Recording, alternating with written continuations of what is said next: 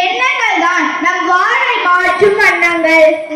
நம்மில் உயர்ந்தவன் தாழ்ந்தவன் என்ற ஏற்றத்தாழ்வுகளை அகற்றி ஒரே குடும்பமாக வழிநடத்திக் கொண்டிருக்கும் நம் பள்ளியின் பாசமிகு நிர்வாகி தந்தை அவர்களுக்கும் அன்புடனும் பாசத்துடன் வழிநடத்தும் தலைமை ஆசிரியர், உதவி தலைமை ஆசிரியை, இருபால் ஆசிரியர் பெருமக்கள், அலுவலக நண்பர்கள், பெற்றோர்கள், பெரியோர்கள், என் போன்ற மாணவ செல்வங்கள் அனைவருக்கும் பணிவான வணக்கம்.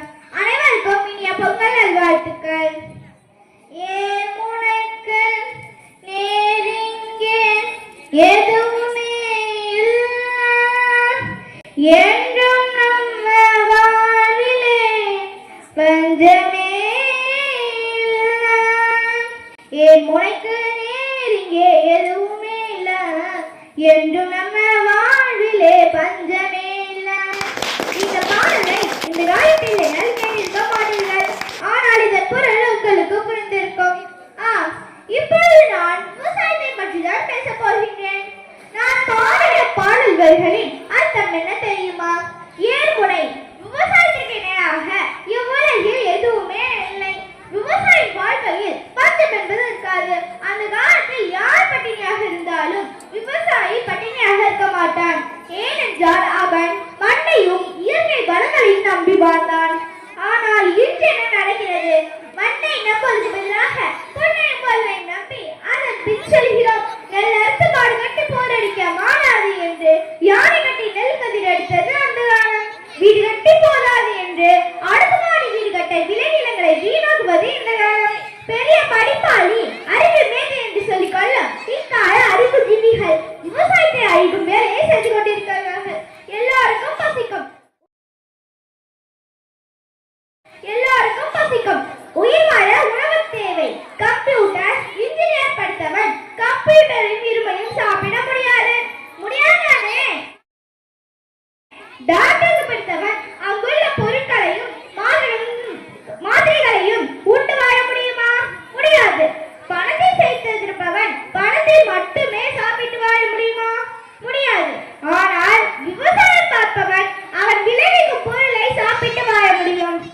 விவசாயி இன்று கடன் வாங்கினால் பணக்கட்ட தாமதம் ஏற்பட்டால் உடனே அவனுடைய ஆடு, மாடு, கோழி, டிராக்டர்களை எடுத்து செல்கிறார்கள். அதனால் மனநிலையை தற்கொலை செய்து கொள்கிறான். ஆனால் பெரும் முதலாளிகள் கடன் வாங்கினால் கூட பணம் கட்டவில்லை என்றால் கோடிக்கணக்கான ரூபாய்களை தள்ளுபடி செய்து விடுகிறோம். அவன் வெளிநாட்டுக்கு தப்பி ஓடுகிறான். இன்று விவசாயி பசியால் சாகிறான், ரோட்டில் இறங்கி போராடுகிறான். ஆனால் இதை யாரும் கண்டுகொள்வதில்லை. நாமும் வேடிக்கை பார்த்து விட்டு அங்கிருந்து கடந்து போகிறோம். இதற்கெல்லாம் யார் காரணம்? நாம் தான். விவசாயிகளின் துன்பங்களுக்கு நாமும் திரு நின்றால் அவன் வாழ்வான், அவன் வாழ்ந்தால் நாமும் வாழ்வோம். மனப்பான மாடு கட்டி மாய வரும், ஏறு பூட்டி வயக்காட்டு உழுது போடு சின்ன கண்ணு, பசு தலைய போட்டு பாடுபடு சின்ன கண்ணு. விவசாயம் எந்த நாட்டில் செழித்து வளர்கிறதோ அந்த நாடு உலகில் சிறந்த பெரிய வல்லரசு நாடாக மாறும் என்பதில் சிறிது கூட ஐயமில்லை. விவசாயி விவசாயி கடவுள் எனும் முதலாளி கண்டெடுத்தார் தொழிலாளி. விவசாயி விவசாயி என்ற பாடல் வரிகளின்படி இறைவனின் அடுத்தபடியாக விவசாயி என்னும் முதலாளியை நாம் காப்பாற்ற வேண்டும். விவசாயமும் விவசாயியும் உலகத்திற்கு இரு கண்கள். இரண்டும் இல்ல நாடுகளே ஒரு என்ன செய்யும்? சிந்திப்போம், செயல்படுவோம். முக்கிய தேவைகளின் முதலாம் தேவை விவசாயம். விவசாயம் காப்போம், விவசாயம் காப்போம் என்று கூறி எனக்கு பேச வாய்ப்பளித்த பெருமைமிகு எல்எஃப்ஆர்சி எனது வகுப்பு ஆசிரியர்களுக்கும், நிர்வாகி தந்தை அவர்களுக்கும் மற்றும் தலைமை ஆசிரியர் அவர்களுக்கும் மற்ற ஏனைய ஆசிரியர்கள், மாணவ மாணவிகளுக்கும் நன்றி கூறி விடைபெறுகிறேன். நன்றி, வணக்கம். அருமையாக உரையாற்றிய மாணவிக்கு நன்றி.